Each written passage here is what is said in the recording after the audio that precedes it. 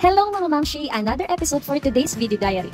Napaka-rare nitong nakita kong rainbow, pero hindi naman hugis rainbow. Ang ganda ng pagmasdan lalo na sa personal. Pwede nga't napagawi kami dito sa may Abyawin Infanta Quezon. Pagdating namin sa lugar ay naispatan ko itong ATV. Sa totoo lang, di ko pa talaga na-experience sumakay sa ATV. Abay di sabi ng asawa ko sige sumakay ka dyan at pipicturan kita. Sa isip ko lang, sana naman hindi lang basta makapagpa-picture pagkatapos ay ganay unalaang. Syempre sarap din kaya sanang ma-experience kung ma-drive kuhan Betingat ako'y natutulog pa niyan sa duyan nang ako'y ginising ng asawa ko. Sabi niya, sumakay na daw ako. Sabi ko, ayaw ko't mahal ata ang bayad. Basta't sumakay daw ako at siya ang bahala. Nagtatalo pa nga kami. Di sige, go.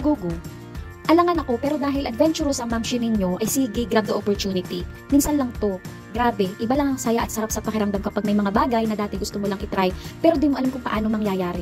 Iba yung saya kapag adventurous kang tao tapos takot kang gawin pero dahil sinubukan mo at napatunayan mo kaya mo pala, yung parang ang gaan sa pakiramdam, isa na namang bucket list check ko. Sa totoo lang, hindi man din madaling mag-drive ng ATV. Mabigat at tapos ay parang tataob pa kami. Tapos ay hindi kagaya ng motor na may silinyador. Yan basta't control mo lang yung button niya. Tapos ganayon, ewan ko lang yung ibang ATV kung ganayon din baga or iba-iba sila ng the way ng pag-control. Tapos ito nga, inangkas ko ng aking mag-aama. Sabi ko, saan naman tayo gogora? Sige, sabi nila, dalhin ko daw sila hanggang doon sa may dulo ng aplaya. Abay, di ako, yun ay hanggang umiray na pag ganayon. Kaya rin naman basta't kalsada, bakit ang hindi? Sayang-saya ng mga Junakis ko. Talaga namang di mapatid ang mga ngiti. Kung pwede nga lang ay maghapon kaming magpagalagala ay nakihihiwat ang mga anak ko. At talaga namang super nag-enjoy kami. Kaya naman ang mga kulay ay mahiya ang ubod ng lapis. Charot lang.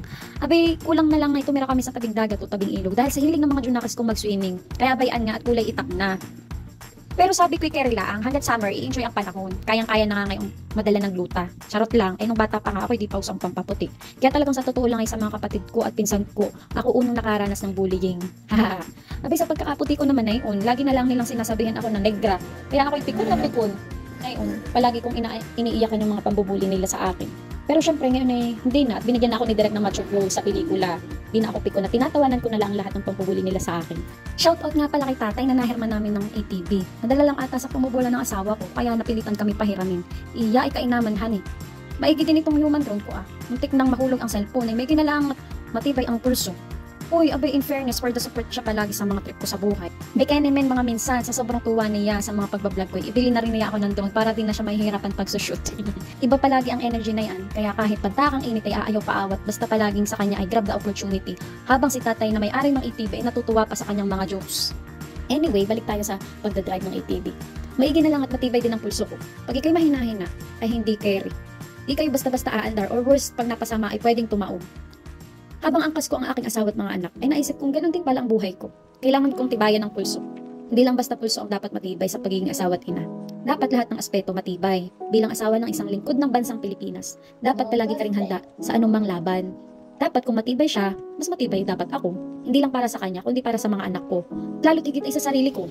Dapat, kaya kong gawin at itry yung mga bagay na trabaho dapat ng asawa ko ang gumagawa. Wala akong pwedeng asahan sa oras na wala siya, kaya dapat aral ko lahat. Kaya salamat na laang din. Pinatatag din ako ng trabaho niya. Lalo na yung emosyon ko.